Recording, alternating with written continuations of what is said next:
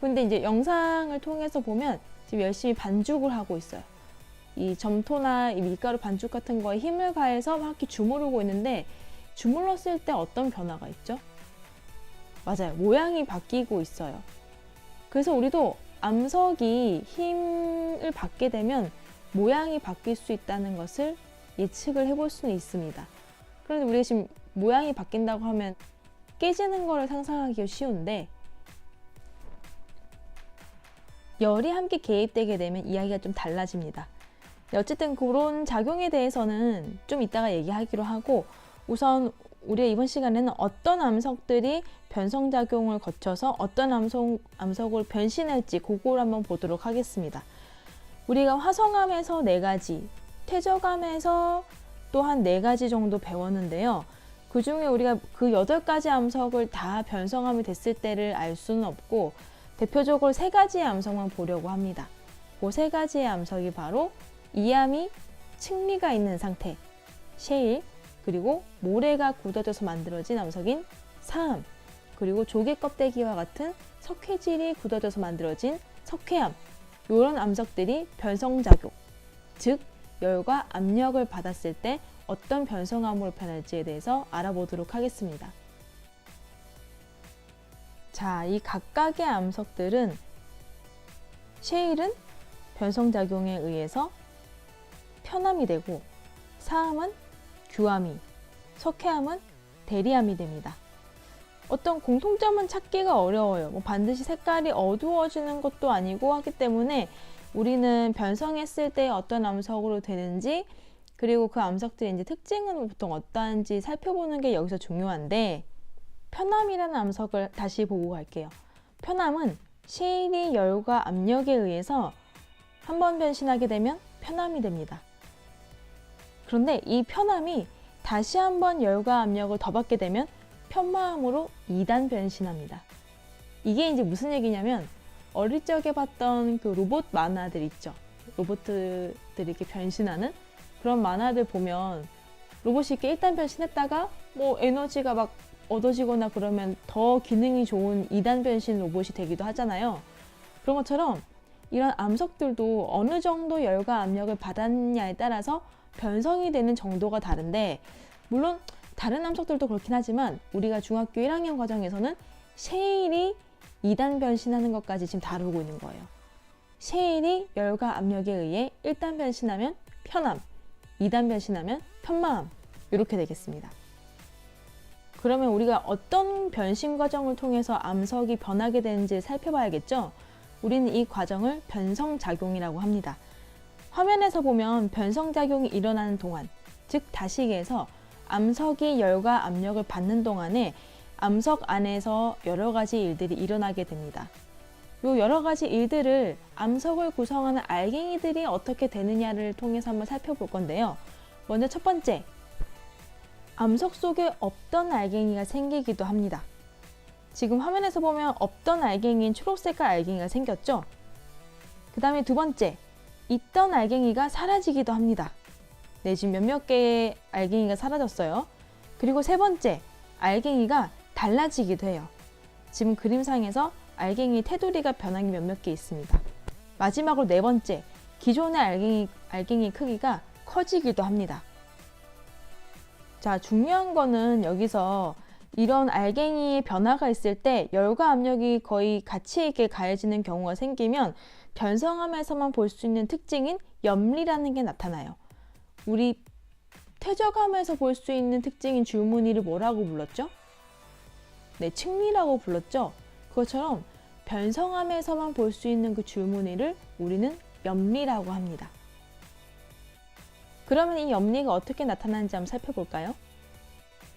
암석이 열을 받으면서 압력을 받게 되면 눌리겠죠, 그렇죠?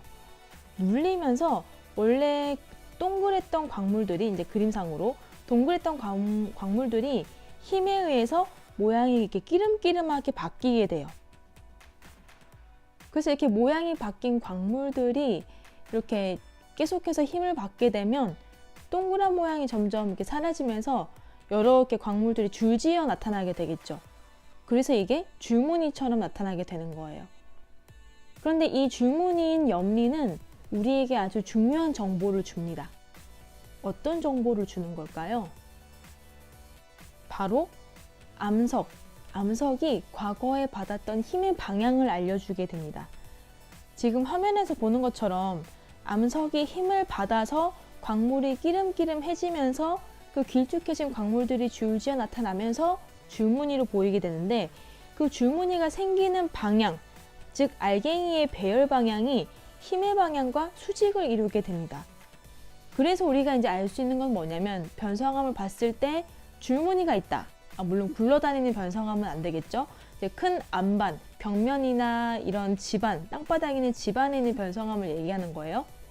그런 변성암에 줄무늬가 보인다.